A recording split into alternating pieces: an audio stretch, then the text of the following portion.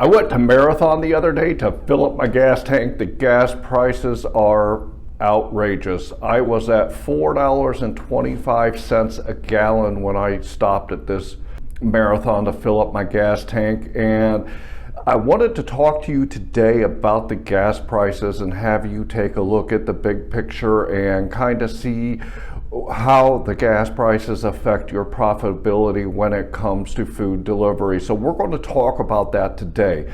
Also, if you hang around to the end of the video, I'm going to give you a great tool that can help you get better gas prices.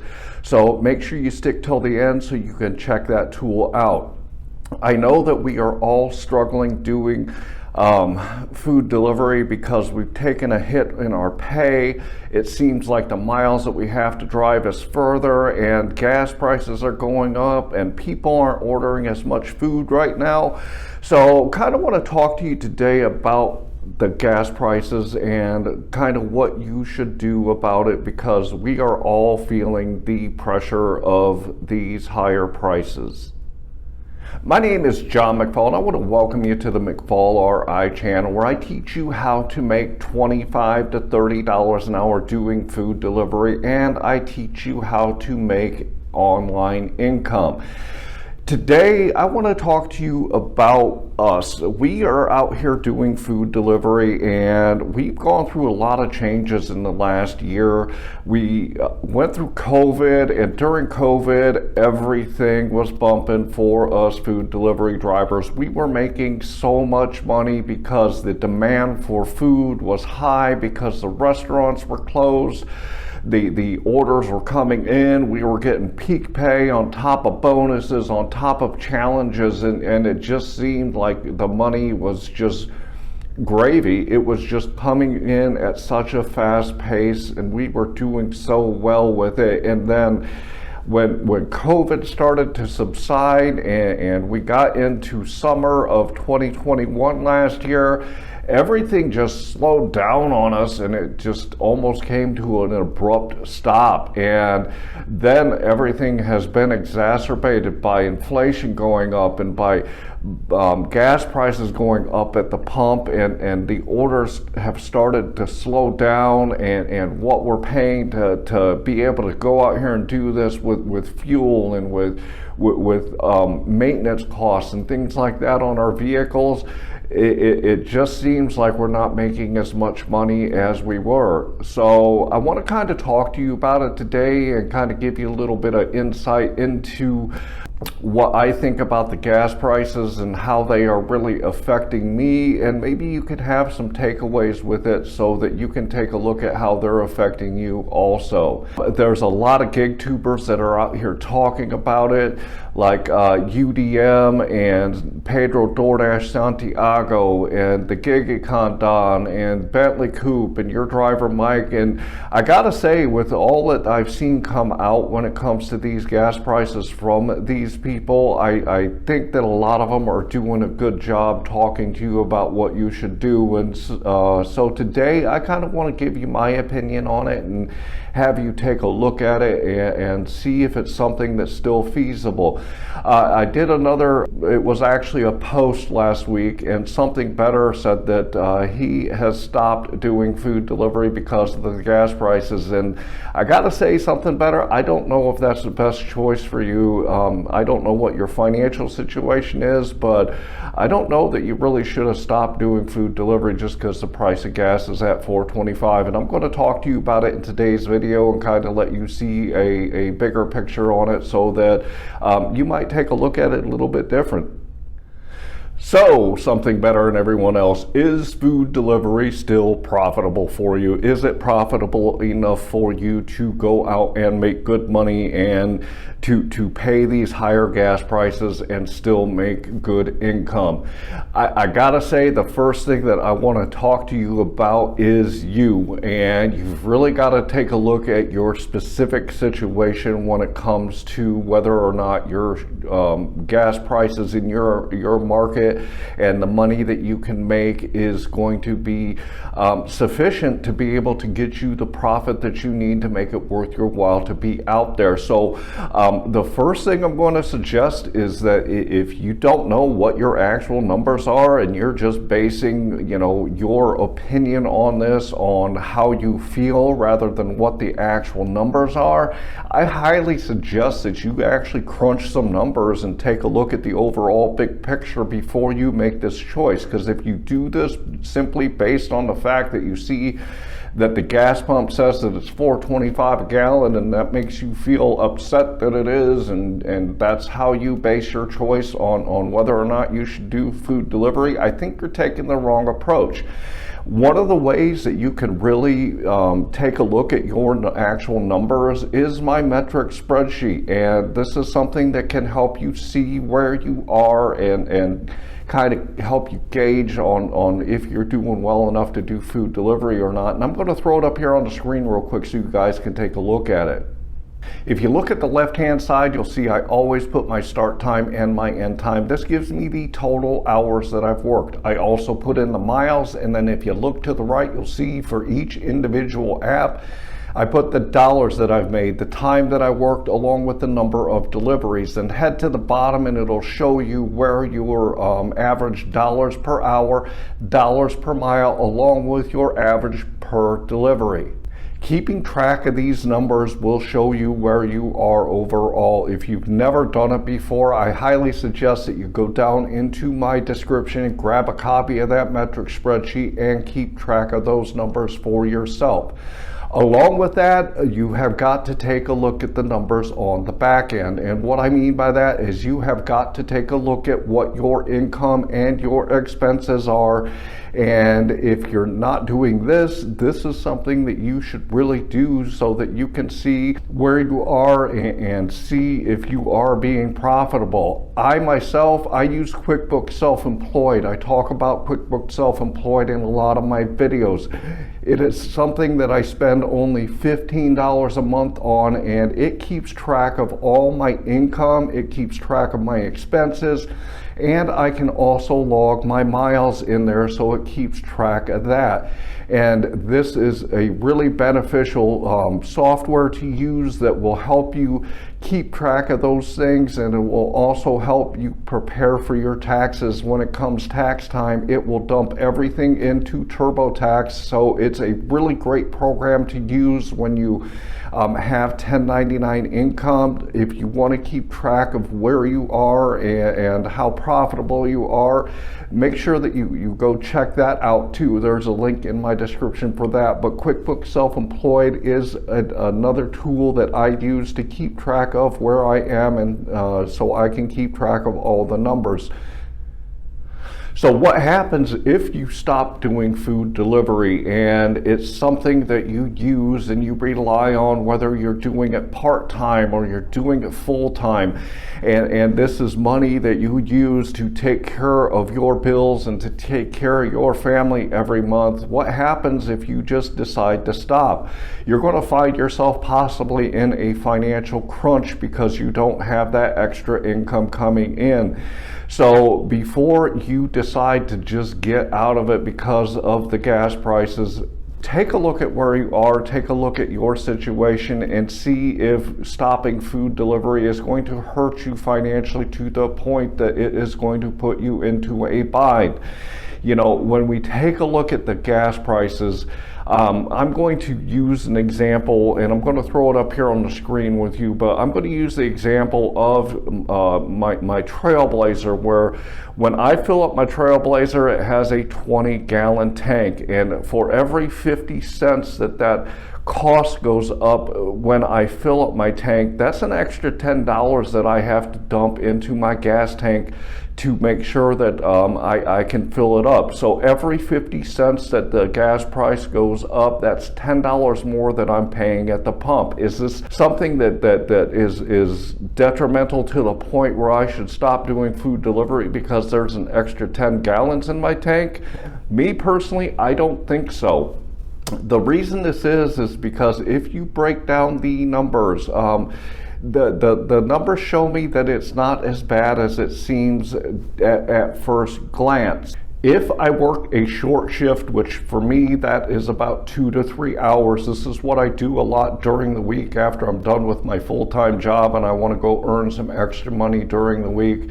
If I work about 2 to 3 hours, I use only about 1/8 to 1/4 of a tank depending on how the night goes. And if I take a look at the numbers and I take a look at it, that means that I am spending an extra $2.50 on gas if I use a 1/4 tank. I'm using an extra $2.50 for that 1/4 tank that I wasn't before the price went up for 50 cents. Because as I said, I put extra $10, so 1/4 of a tank divided out, that equals $2.50. If I'm working a 2 to 3 hour shift and I'm spending an extra $2.50, that means that when I take a look at the numbers, I literally need to make an additional 83 cents an hour to pay for that additional gas. Would I think about quitting if I had to spend an extra 83 cents an hour or earn an extra 83 cents an hour doing food delivery? To me, it's really worth it to go ahead and continue working, because 83 cents is not really anything. The same thing is true when it comes to when I work a full shift. Any full shift for me is typically anywhere from about 6 to 8 hours. When I go out on Saturdays and sometimes Sundays and I work a full day, it typically is about 6 to 8 hours. And when I go out and work 6 to 8 hours, I use anywhere between 1/4 to 1/2 a tank of gas. Again, this is $5. When I take a look at 6 to 8 hours and spending an extra $5 on gas, this is anywhere between 66 cents an hour that I have to earn more and 83 cents that I have to earn more to make up for the extra cost of the gas. So again, when I take a look at the numbers, 66 cents or 83 cents on an additional 50 cents per gallon when I go to the pump, it is not a big deal to me. When I started doing food delivery, I was driving a 2007 Chevy Trailblazer, and I used this about the first year and a half, and I was profitable. And last year in August of 2021, I actually bought a Chevy Equinox, and part of the decision-making process for that specific car was the fact that it used half of the gas that my Trailblazer does. So even with these higher gas prices, if I take a look at what's happened since I started doing food delivery, even with these higher gas prices that we have today, I'm actually still spending less money on gas when I go out to do food delivery using my Equinox compared to what I did when I had my Trailblazer and I was using that every day. So for me, the cost of the fuel is higher, obviously, but with using the Equinox and not the Trailblazer now, I'm still making more money per hour, and my overall cost for the fuel is still lower than when I originally started when I used my Trailblazer. Another thing that's happening is Uber Eats and GrubHub are really stepping up to the plate, and they're offering an extra anywhere from about 35 cents to 55 cents per delivery. They're tacking on an additional fee to the customer, and they're passing that whole fee on to the driver starting in March of 22. They're having customers pay this and giving it to the drivers to help compensate for the increased prices at the gas pump that we go on. My personal opinion is I really don't believe the customers are even going to notice an additional 35 or 45 or 55 cents. So I don't really see that the prices are going to go down. Most of the people that order on these platforms, even if they get an email from one of them, they probably won't even take the time to read it, and they won't even notice that it's being added on when they place their orders. So I don't believe that the orders are going to drop because of this. And with Uber Eats and GrubHub doing this is going to basically pay for the extra money that you're going to spend at the gas pump because of the higher gas prices. DoorDash has not done anything yet with this. They have not come out and said anything about it, and quite honestly, being DoorDash, I really don't expect them to, because they just kind of do what they want and they don't really care about anything but themselves and their bottom line. So I really don't foresee DoorDash coming out with anything as far as helping us out with the gas prices, because as I've said in some other videos, DoorDash to me is Dollar Tree or Dollar General. Uber Eats and GrubHub, they kind of fit into the Meijer or the Target in my mind. That's kind of how I take a look at them. So I really don't expect a whole lot to come from DoorDash as far as helping us drivers out, because they don't particularly care about us drivers. My point is that when you're out there doing food delivery, when it comes to DoorDash orders, just continue to do what you do with the strategies that I've already taught you, and pick those orders that are going to make you the most money and make you the most profitable. And if your acceptance rate goes down to 5% instead of 10%, that's on DoorDash, and I wouldn't really worry about it. So my solution to you is to look at the actual numbers. If you are not keeping track of your numbers, go grab that metric spreadsheet, and also go grab that QuickBooks Self-Employed so you can see where you actually are. Don't give up on food delivery because you have to spend an extra $2.50 in a 2 to 3 hour period. That to me is just not good math. If you're working full-time and you're doing those 6 to 8 hour shifts, that's an additional $5. Grab another order after you reach your goal. Grab one more order that's $5 and it's a mile, and that will pay for that extra cost at the pump. So I really hope that you take a look at your specific numbers before you jump out of it. If you enjoy doing food delivery and you enjoy that extra money, you can still make plenty of money even with these higher gas prices. At the beginning of the video, I told you I was going to talk to you about something that can help you get the best gas prices, and the tool that I use when I am out doing food delivery is GasBuddy. GasBuddy is a great app that you can download on your phone, and this will give you the prices at the gas stations that are kind of in the vicinity that you are, and you can take a look at what gas station has the best gas prices on any particular day at any particular time. You just turn it on and scroll through, and as you can see here, it shows you what the actual prices are at the pump. So this is a great tool that you can use to find the best price on gas, so that you can save a little bit of money on what you spend at the pump. And with the prices that the way they are right now, you could literally spend 50 or 60 cents less if you go to a specific gas station that GasBuddy shows you compared to all the other ones in your area.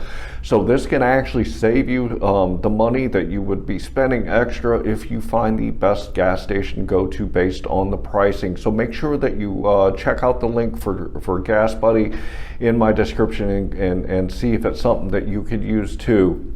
Also want to ask you to like this video and to subscribe to my channel. Also, if you want, I did another great video that talks about how you can make $200 a day doing food delivery, so make sure you go check that one out too.